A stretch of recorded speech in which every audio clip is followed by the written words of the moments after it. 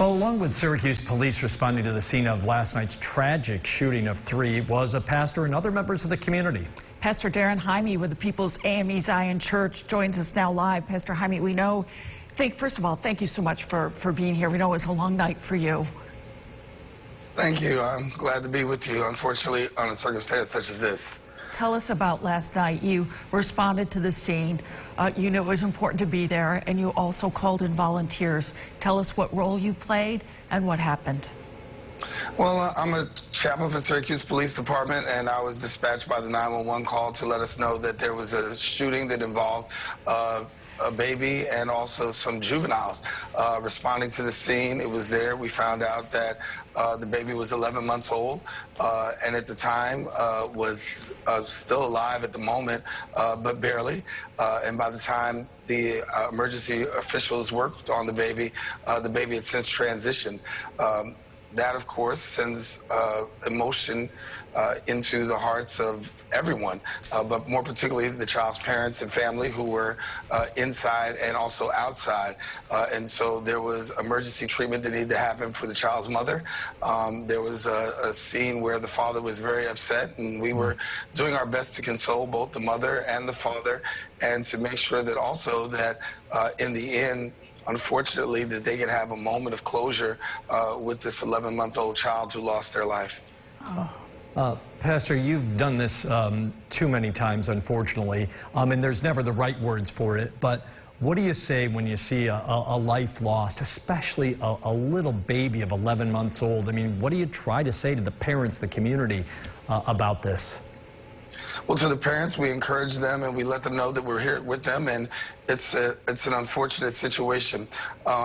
And when I say an unfortunate situation, I'm speaking very mildly.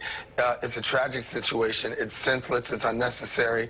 And when you take the life of our most vulnerable, which is our children who can't fight for themselves, it impacts everyone. And so yesterday, to see hospital workers, even police officers, social workers, and anyone who is connected, involved, with literally tears in their eyes. A person has to understand that you didn't just take a life, but you actually impacted not just a family, but also a community. What we say to the community is that we have to do a good job of protecting the most vulnerable.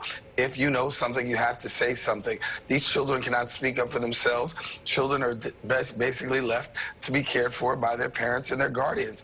And unfortunately, we're in a situation right now where the community is the child's guardian in addition to their parents. We have to speak up on behalf of these young ones that actually were shot, and this little 11-year-old that lost their, 11-month-old that lost their life. And the best thing that we can do is to be able to speak up so the perpetrators can be brought to justice. No one wants to experience this at all, and to see a family have to go through this in this tragic form is heartbreaking. Yeah, the scene that you described last night, it just rattles you. We heard the mayor today say that something is broken in our society. This is just the latest tragic example that we need to take better care of each other. Are you seeing that? What's broken?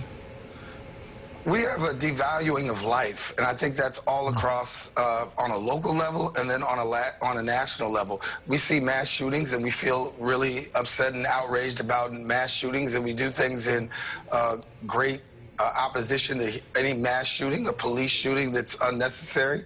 But we need to understand that these things also happen on a local level, and our outrage has to be as equally on a local level as it is on a national level. But ultimately, what we're seeing across America and in our city is a devaluing of life. People's lives are not important, and the way that people are losing their lives senselessly and not recognizing that there's somebody on the other side when you have these interactions. When you interact and you take a family's life, you have a community that's connected, you have family that's connected, and when we start to value people's lives a whole lot more, I think we'll start to see different kinds of results. But right now, there's an insensitivity towards valuing life, and we're seeing this play out in multiple ways. We see it nationally, and last night we saw it locally. I'm gonna see if you can. It's a difficult one to try to answer quickly, but what can the community do to try to help out? Because it can't just be on police. It can't be just on City Hall. What can the community do to help out with this rash of gun violence we see? Well, you know, on the national front, we have to get rid of these guns off the streets. And I think there's a lot of opposition to really dealing with getting these guns off the street. Those in the federal offices and those in local offices have to do the best that they can. New York State does have strict gun laws, but this is only New York State. We need to see that nationally. We need to see an increase in what we do. As a community, what we have to do is we have to have better conflict resolution. There has to be a better way of resolving conflict rather than using guns, knives, and weapons to be able to hash out our differences. Until we do that, we're going to have to continue to fight an uphill battle. But it's definitely addressing the issue of conflict resolution and being able to talk peaceably and to be able to work things out. And unfortunately, it's not just going to take a couple of us, it's going to take all of us to be able to do that. Pastor Jaime, such an important conversation, one we must continue. Thank you for joining us tonight. Mr. Jeff, thank you so much. Appreciate it, sir. Well, the pandemic has been hard in so many ways, including finding ways to address